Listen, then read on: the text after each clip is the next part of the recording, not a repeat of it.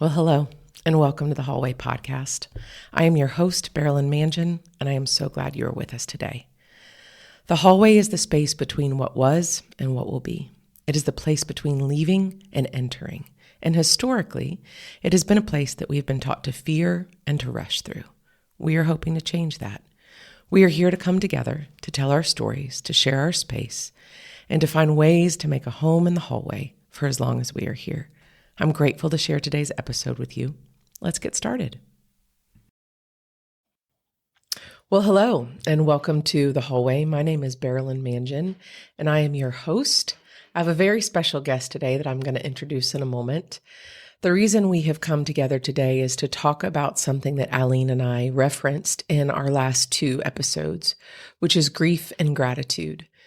Grief and gratitude is a practice that I use as well as suggest to my clients, family, friends, strangers on the street, in order to navigate the complexity of being human. Grief and gratitude is a practice that allows us to not fall into toxic positivity, which can happen when we solely focus on gratitude, or fall into despair when we solely focus on grief. The reality of joy and pain is that they normally enter the room together. And so if we can sit in a practice of acknowledging grief and gratitude in our daily, weekly life, it allows us to see the beautiful and the broken of the days that we have.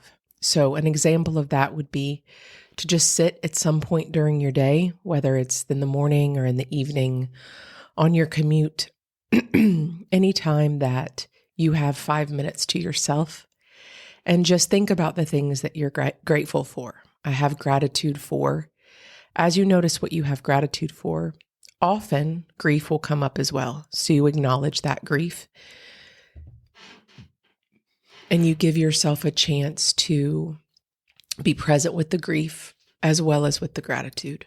And if you're in a big season of grief, you can also acknowledge the grief and then allow the gratitude to come up next to it. It's not complicated. It's very simple. You can do it while you're journaling. You can write it down. You can speak it aloud. You can hold it in your mind and in your heart. You can do it in whatever way works for you, but it's just the acknowledgement each day or each week of what you are both grateful for and what you also have grief and pain around. So it is something that I do, a couple times a week, sometimes a couple times a day. And it is something that I've done a lot in the last decade or so, which has to do with my guest. My very special guest today is my mom, Ray Martin. You want to say hi, Mom? Hello. My mom is visiting us right now in St. Andrews, Scotland. She's been here almost a month. She has a couple days to go.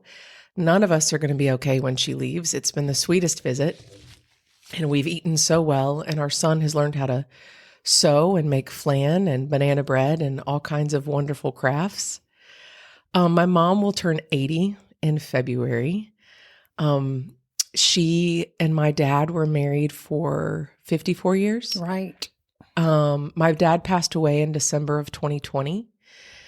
And my mom is a Bible study teacher and a grandmother and a gardener. Some would say a master gardener. My priest growing up would say that she is one of the best biblical scholars that he knows, and she taught Bible study for about over 30 years. Is that right? That's right. One of my dearest heart friends, sister friends for my whole life, Cheryl, gave me a card a long time ago that said she leaves beauty wherever she goes. And that's true of my mom. When I would come home tired and worn from college or travels or the last broken heart, there would be a beautiful bedroom and flowers next to my bed. So my mom is a talented and present, tender-hearted woman, and I'm grateful she's mine. Thank you, sweetie. You're welcome. That's so sweet. The reason Mom's here today on this episode, it was just very serendipitous timing, is that she's walked through a lot of grief in the last decade, 11 years. So that's what we're here to talk about. And I do want to let those of you know, I've said before, I identify as a person who is a Christian, and I get that. I come by it honestly by my precious parents.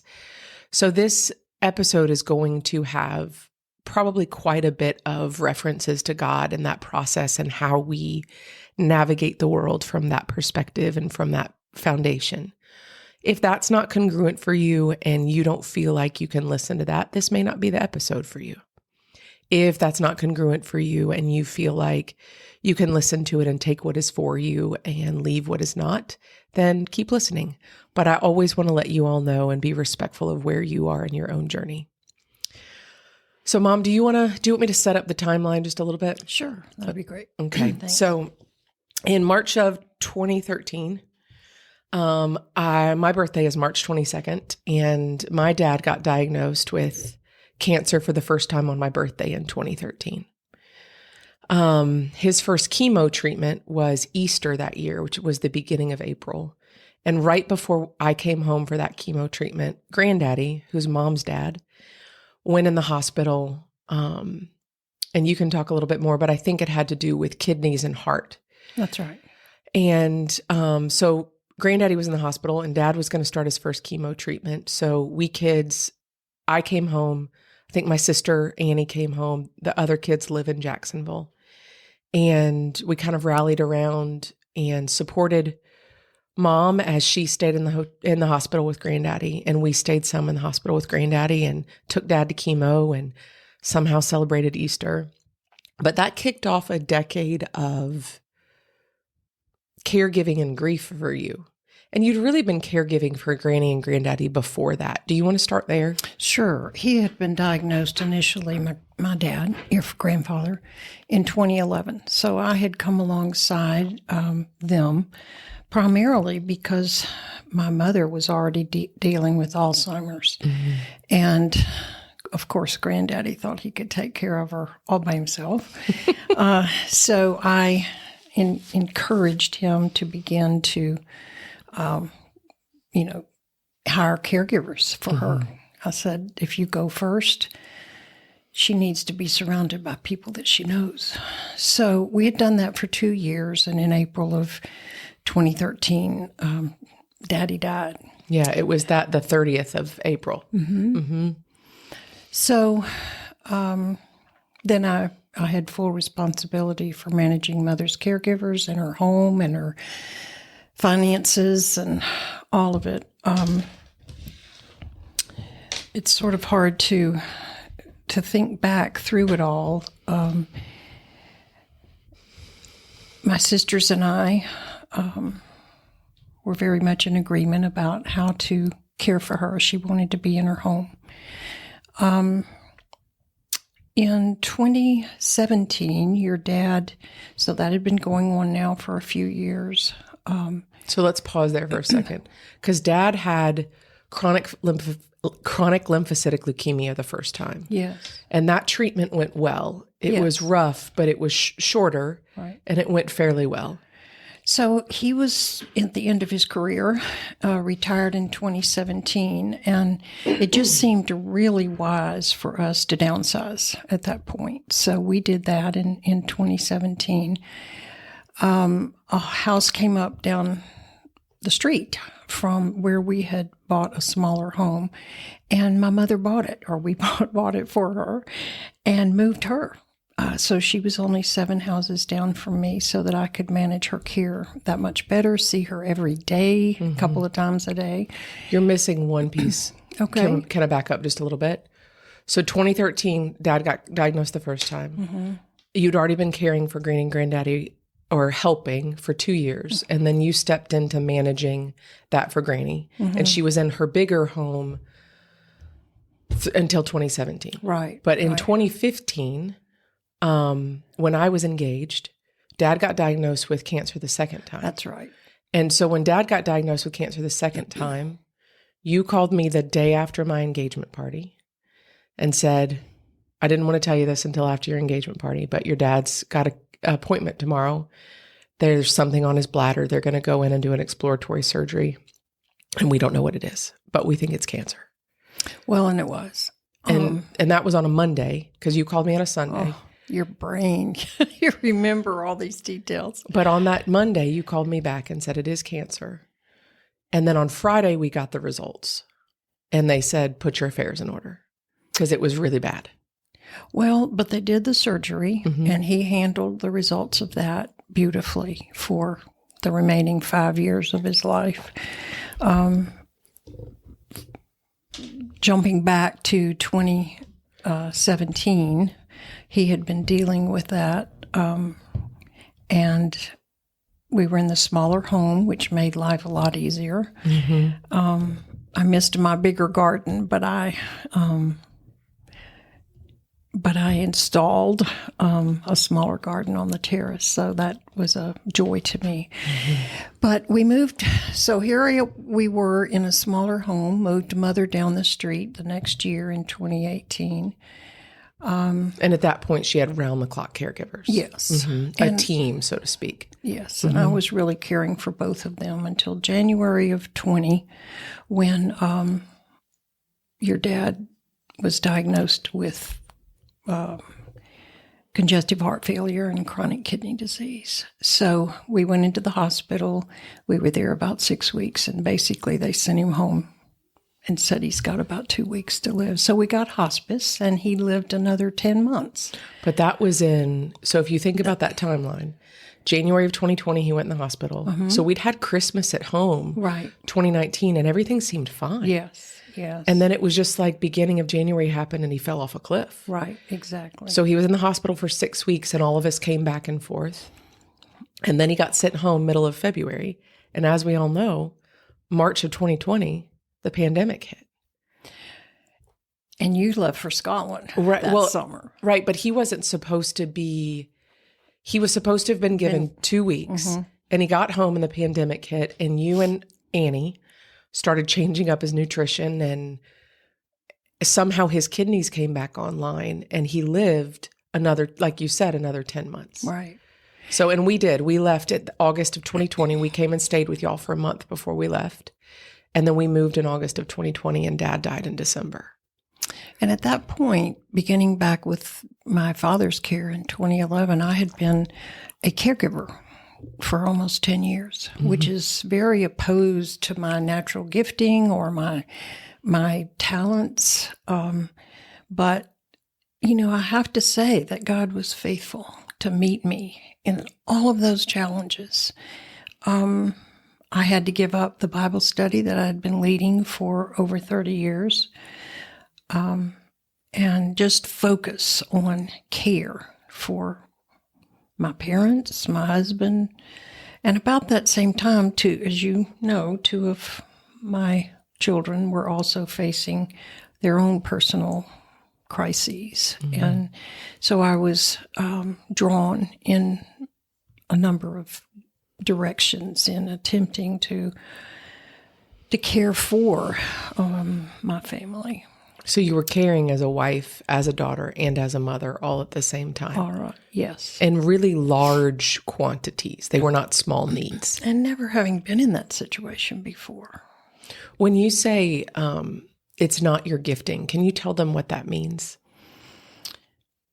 If you gave me what's called a spiritual gifts inventory, I would score 0 in the area of mercy and compassion. It is just not the way God built me. I am a justice and righteousness kind of person. I just am. And so I had prayed for many, many years, Lord, help me to develop and grow in my ability to feel and give compassion and mercy to others. I definitely felt that lack in my life. And so one of the things, frankly, that as I looked back on it all, that I was so grateful for was that I had the opportunity to grow in those areas, because it certainly took compassion and tender mercy on a daily basis to deal with all of that. So Dad passed away in December of 2020, but Granny was still living. yes, And you were still navigating. her caregivers, her Alzheimer's, And then in August of 21, she died at the age of 101. So there again, another beautiful, you mentioned the words beauty and broken in living together. The beauty of having her as a mentor, a mother, a role model for 101. I mean, not that I was around all those years, Right. but that she was that to many of us. So gratitude in that. Did Uncle Buddy die between those? Yes, in the spring. So that was the other thing, is you have two sisters and one brother, and your brother died between Dad and Granddaddy. So it really, that is a lot in 11, 12, 13 years. It was a lot. And when it was over, I'll say it was over because they were gone and I was alone and in my home where we had lived for 3 years at that point. 3 years. Me, who have studied and love, have experienced a lifetime of learning, I had rarely read a book in those many years. So In those years you were caregiving. yes, And you would have read a lot before that. yes. You just didn't have space. No. So now the house was quiet. There weren't daily chores to be done. I had time to sit and reflect and read. And really, for the first almost year, I really sat in my chair in the garden room and stared out the window. That is about the way I can describe myself for the first year after your father died. I didn't have any motivation. Me, who is a very, very goal-oriented, independent, accomplished, at least, always striving to have something valuable in my daily life. There weren't chores to be done other than, keep up your laundry, feed yourself. But I just sat and gave myself permission to grieve. I had a friend who had really pushed through, said, I've just got to keep going. That's the way I can get through this. And, 5 years past her husband's death, she was really feeling the emotional effects still after 5 years of the grief in her life, the pain, the loss. And I didn't want to do that. I wanted to know how to grieve in a way that was appropriate, and it didn't seem to have a time frame. So I just sat, stared out the window. I took my daily walks. I prayed. I read. And I even joined a grief group because I thought there are people who know more about this, have experienced it much more deeply than I have. So what does God have for me in the middle of this? I'm always looking for what is there for me to learn through this. So it just took time. That's all I can say. I couldn't rush the process. I had to sit and you use the phrase, do the work, do the grief work. And I didn't know what that was, except just to be where I was, not to hurry, and not to think that I needed to be any place but right where I was. And for you, part of what you're noting is that too is hard for you to give yourself permission to do that. Absolutely. But you had seen the example of your friend who didn't. All right. And you had thought, this is the time when I learn how to do this. I wanted to remember. I wanted to remember all the beauty. I wanted to let go of the pain. Mm-hmm. Hold on to the precious moments, even though they were often filled with pain, because there is beauty in every bit of it. And I wanted to come away with, growth, not bitterness. I wanted to come away with beauty. Mm-hmm. I don't know how any other way to say it, but I just needed to be where I was. One of the hardest things was after about 18 months, I was invited to come visit a friend in Virginia. And I realized that I was fearful of taking a trip by myself, driving, staying in a motel. So I knew I wanted to, though, and that it would be a positive thing to do. I was ready to move on a bit. So I called friends and said, may I spend the night with you? I'm going to be coming through town. And so I arranged that all but one night of the trip, I was staying with friends. And that made it just joyful. And they welcomed me and made precious, dinners and places for me. So what could have been very, very hard and very difficult, it turned into beauty. Mm-hmm. And it could have been lonely. It was lonely. And yet I can remember driving through the hillside in Virginia on the way to Pennsylvania, like the furthest north that I went on the trip, and looking at the beauty around me, the woods, the mountains, the sun lighting up the hills, and thinking, I get to see this today. I get to be here. And I was just so joyful all of a sudden. So I guess moments like that let you know that you are moving through the grief in a way that is healthy, and your heart is somehow ready to embrace beauty and joy again. It's not, I guess you, in a way, have to give yourself permission to be joyful again. Because you don't have to carry the pain and the grief forever. You do hope that you will move through it in a way that is appropriate, and at the right time enter into a joyful freedom that is joyful, and I don't know how else to say it except just free and grateful. Mm-hmm. So that's where I found myself about 2 years, between 18 months and 2 years after all of those deaths.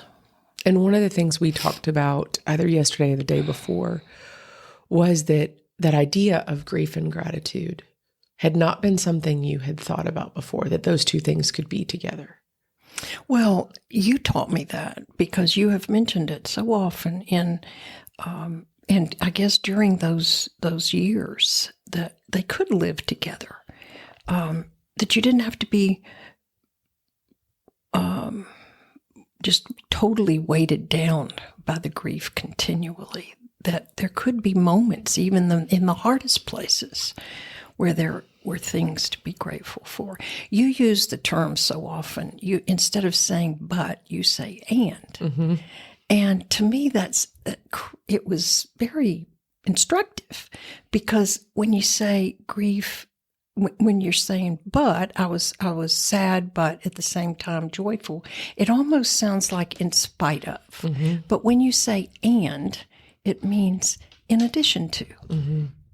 Both together, and they're not exclusive of one another. Mm-hmm. So I like that, grief and gratitude. Mm-hmm. One of the things you said too that was so simple to me, my friend, another one of my dear sister friends, Shannon, the first time she came to y'all's new house, because y'all lived in my childhood home from the age I was 3 until I was 40. So it was a big move, but you downsized a bit. And Shannon, the first time she came to your new house, said, it's like your mom just took her old house and shrunk it down and put it in her new house, because they do look so similar. Where was I going with that? Oh, goodness. About the beauty. Oh, so in the new house, one of the things that you did, though, that's a bit different than the old house was this kind of weird Florida room that was on the back of the house that was not very attractive. You figured out how to open up the back of the house and add the Florida room on as a sunroom. Take the flooring out there, put in windows instead of screen, and really it became another room as opposed to weird screened in area. But in that room, you have the gorgeous Mambo's old gorgeous couch and some of your favorite things and a beautiful server at the end. But one of the things you have is a chair that's where you read and where you really read your Bible a lot. And I think one of the things you had said to me is during that early time when you would sit there is how much gratitude you had for that room and that chair. Absolutely. I mean, it was like a nest. It was very comforting. And just to be able to be there, just sit and be there with my feet up, look out the window, stare at the pine trees, enjoy the sunlight coming in. I was so grateful for that room and that chair and the beauty that surrounded me, even in the midst of the loss and the pain and thinking about your dad not being there. And after 54 years, you're pretty accustomed to somebody being there. Yeah. One of the joys for me, too, is my morning walk, because after I spend time in God's Word and writing a little bit, then it's not hard for me to put on my walking clothes and get out the door after I don't know how many years of doing it on a daily basis. I look forward to that. It's like the next thing. It's the next step that I take to really care for myself. And I jokingly say, if I take care of myself as best I can, it was going to keep you all from taking care of me so soon. Well, but to pause there for a minute, that's true. And I hear that.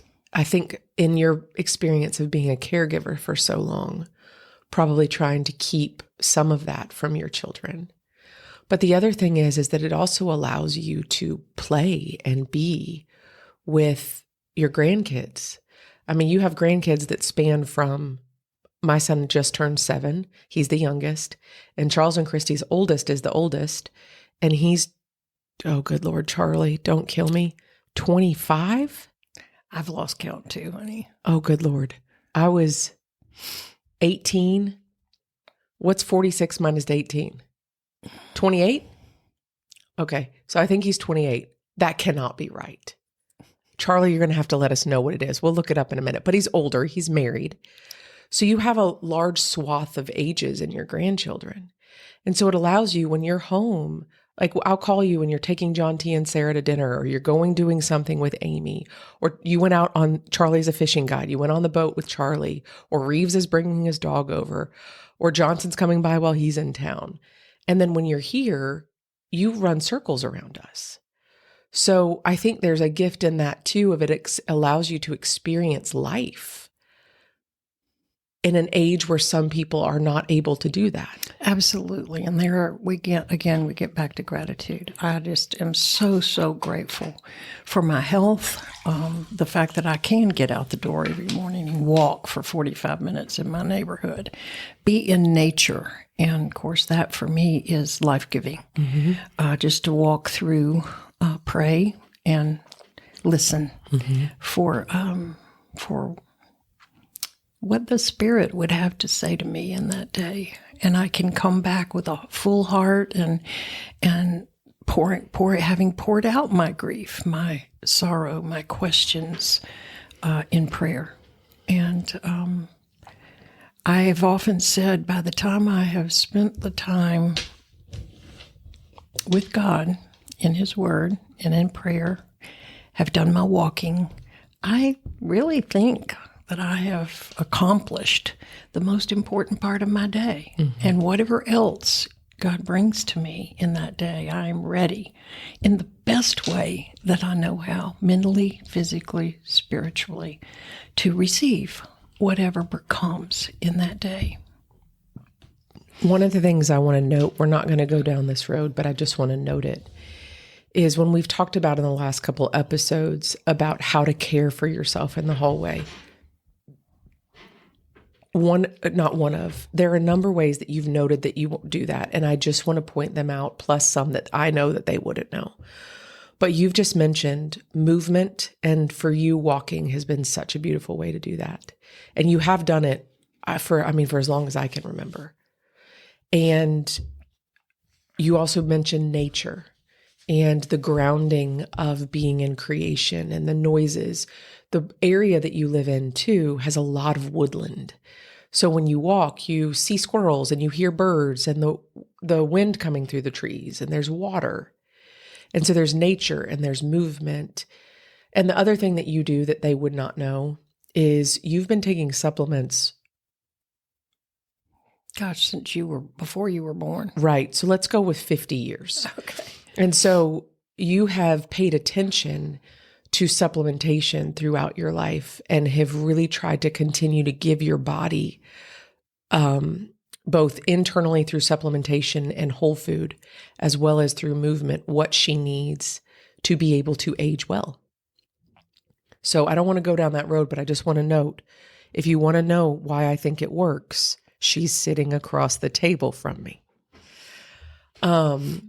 One of the things that I think came online too, so you've noted like you sat, rested, read, grieved, gave yourself to that process for 18 months to 2 years.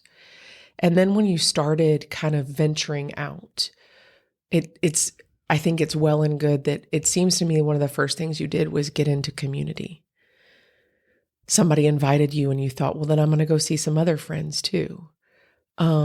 You've stayed active with your family. You've come to visit us so many times. You stay active with your family back home. And then you got into your friend community. And the other thing that I think came online from my perspective is your creativity continued to come back. Well, yes, and I was going to mention that. I found that I was lonely as I spent that much time by myself. And I am an introvert, so it's easy for me to be alone. But I did begin to experience loneliness and value my friends and my family even more, and trying to be intentional about seeing them and making dates with them. And it's hard with people, young people who have such busy lives. And often, the older people do feel alone. And so it has to work both ways. I mean, I work very hard to try to make dates with them. And sometimes I'm disappointed that they're not available, but they do have busy lives. Talking about the creativity, you know me very well, Beryl, and you know that I tend toward perfectionism in the things that I attempt. And yet I was asking myself, as now I have a lot of free time after all of these people were gone from my life, okay, how am I going to finish well? How are these latter years, however many I have, how am I going to use them, live in the midst of these latter years most healthfully, productively, creatively, and beautifully? So on my walks, I would see flowers and animals and trees, and I thought, aha, I will take pictures on my walks. And as you remember last Christmas when I was here, I was talking to Michael about rhyming words. And Michael is our son. He enjoyed that. So I thought, well, I will write poems about what I see on my daily walks and the pictures that I take. Well, I've never studied poetry.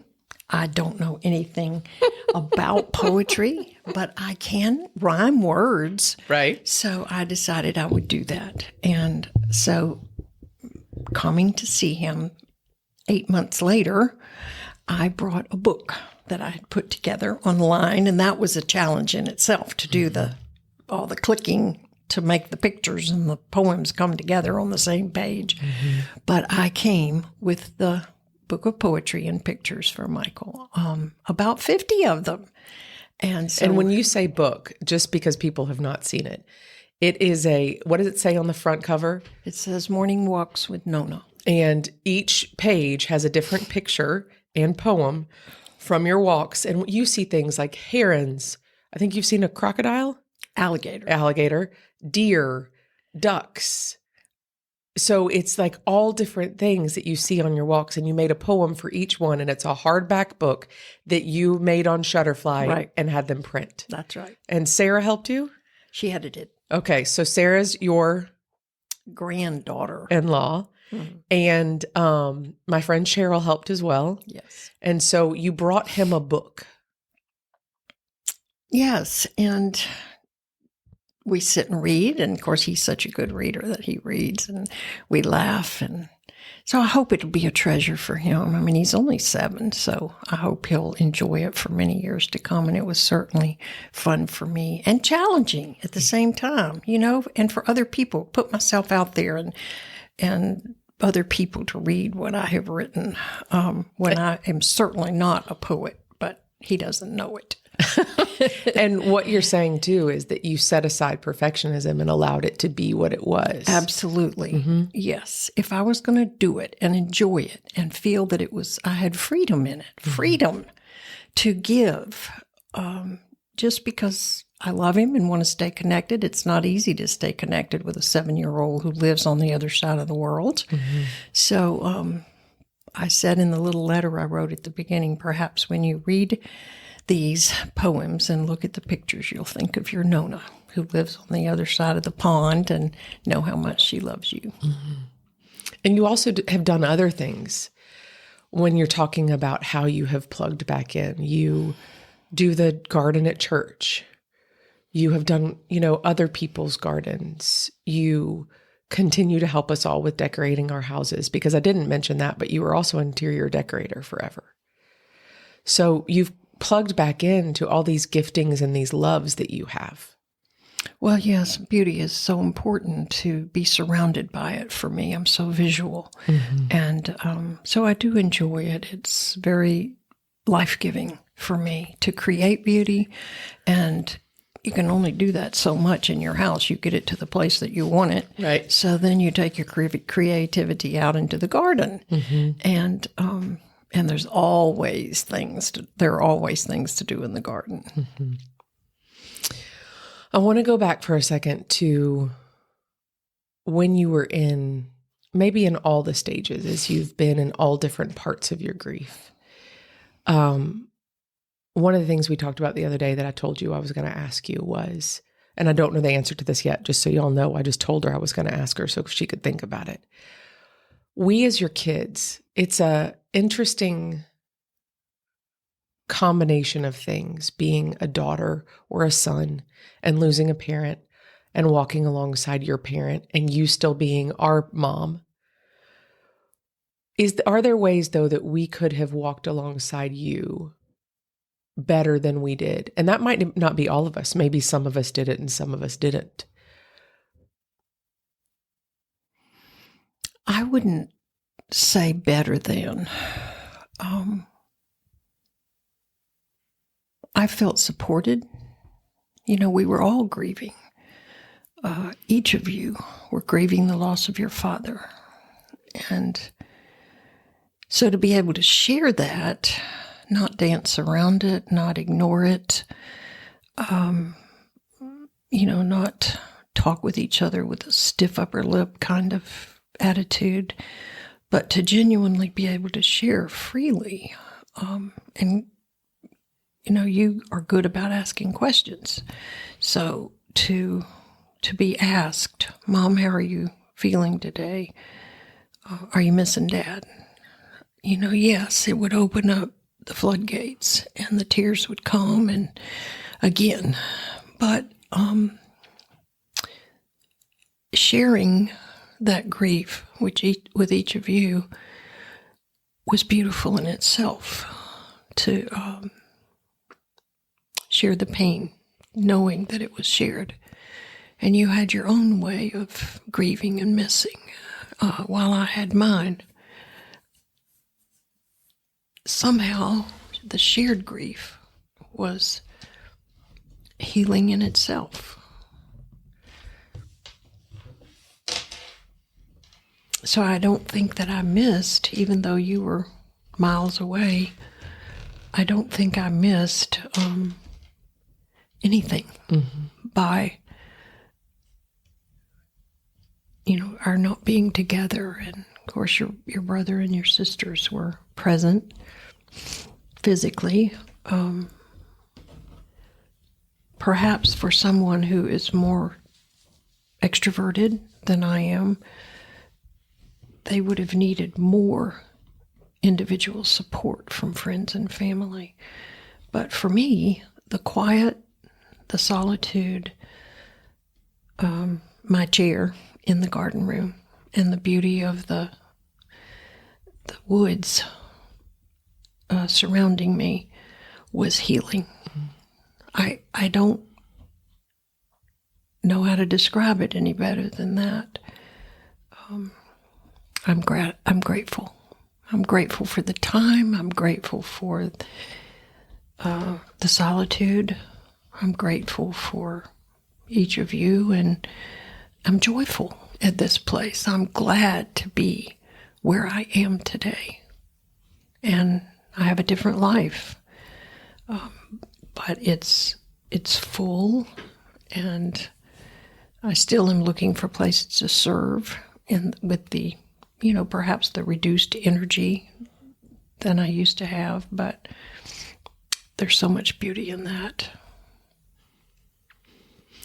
I think I do want to say this. I think that as I've heard you talk, as I presented this idea, I was like, Mom, I need to do this grief and gratitude episode. And Eileen and I didn't get to finish it before she left, so I was just going to do it on my own. And then asked you, it feels like good timing because of all that you've walked through for you to do this. And as we talked about it and we prepared, and the thing that came up for me is, I think being a child of a parent who is as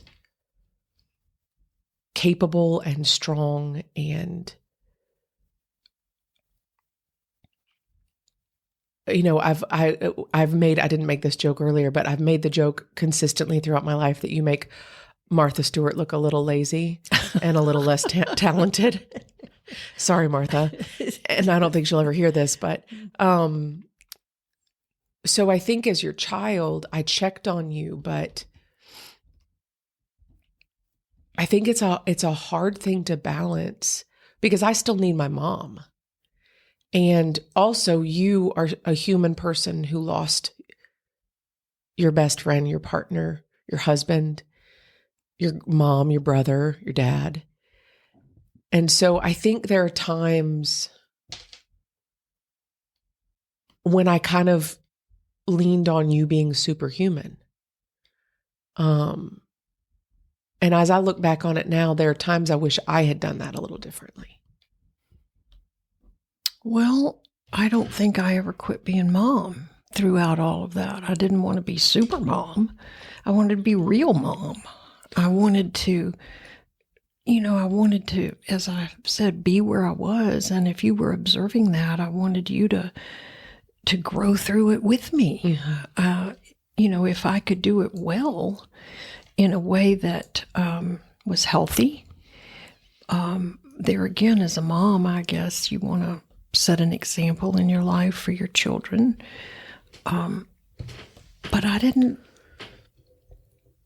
feel any need to be super mom. And yet at the same time, if you called with your own needs, I wanted to be there for you. Mm-hmm. So I think as you have adult children, there does come a mutuality about it. That, I have great respect for you, where you're coming from, and all the things that you understand that I don't. And so I'm more than ready to learn from the things that you have to share with me and to share with you where I am. So I'm very, very blessed in my adult children and how mature and wise my children are. So I'm ready to learn and grow by what each one of you have to bring to me. And my goodness, the whole point that we're talking about grief and gratitude is because you helped me to understand that those two could live peaceably and healthfully together, giving me permission to be where I was during that season that I don't know why you don't anticipate it. I mean, those times may come, but when they're there, certainly there's no way to prepare for it. You just have to be in the middle of it, grow because of the experiences that you're having, and hopefully grow not bitter, but better through the experiences. I don't know how to tie this up well, but I'm going to say this. The other day, we'd had a really lovely day. It was Monday. It was Michael's birthday. And we'd kind of celebrated over the weekend. He'd already had a party earlier in the summer. And it was just a sweet day. It was church, and we went to a swimming pool, and we had breakfast for dinner, and he opened presents, and it was just a sweet day. And Mom taught me how to crochet, which I am a slow learner, but I'm really enjoying it. She's really good. And you and I were sitting on the couch. We put Michael to bed. Anthony was doing something. And I turned to you and said what I probably have said hundreds of times in my life, or almost said. I stopped myself. When what I was going to turn to you and say was, we need to call Dad and tell him how the day went. Because that's often what we would do. Dad worked until he was 80. Maybe 81. 85. He worked a long time. He retired 3 times. He did. And went back to work. Well, the first time he retired, though, he went back to work because you told him that if he didn't, you were going to lose your mind. So Dad worked a long time. So there would be times you would come visit and help me with my house or my garden or just be with me, and Dad wouldn't be with us. And in the evening, we would sit down, we would call Dad, and he would ask all the questions about the day and want to hear everything. And so that grief that you have, that missing that you have in that moment is both, I almost said it because it was just the norm of our life. And in that moment, though, you realize the grief of he's not here and the gratitude of I had a dad that we always called and told him about the day. And then not 5 minutes later, Annie, one of your other children, who currently lives in Florence, Italy, but for the last month has been in Saragossa, Spain, and for the weekend was in Madrid, messaged us a picture of a glass of scotch, Dad's favorite scotch, and said the same thing, that she'd had this marvelous day in Madrid, riding around on the back of a BMW motorbike and seeing old friends. And she said, I just wish I could call Dad and tell him how the day went. And what is to be celebrated, and how could you be more grateful for having a dad that you felt that close to and that was intimately interested in every detail of your life? So as much as we miss him, and how glorious to have had him, and all the things we learned from him, all the things that he taught us, all the care that he gave us. I couldn't be more grateful. And I'm glad that he was your dad. Me too. I'm also glad you're my mom. Thanks. Is there anything you want to share before we finish up?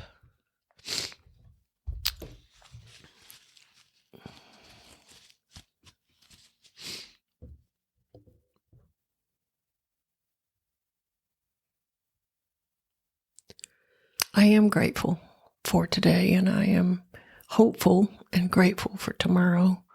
I'm looking forward to the last, hopefully, decade or more.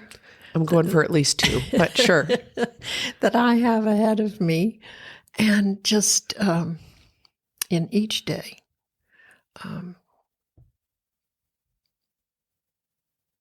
being right where I am, and being grateful. Thanks for doing this with me. Oh, my pleasure. Thank you all for listening. If you have any questions, the great thing about a podcast is I can do it internationally. Mom can always come back. So if you have any questions and you want us to have our next conversation, just let us know. And I will see you next time. Thank you.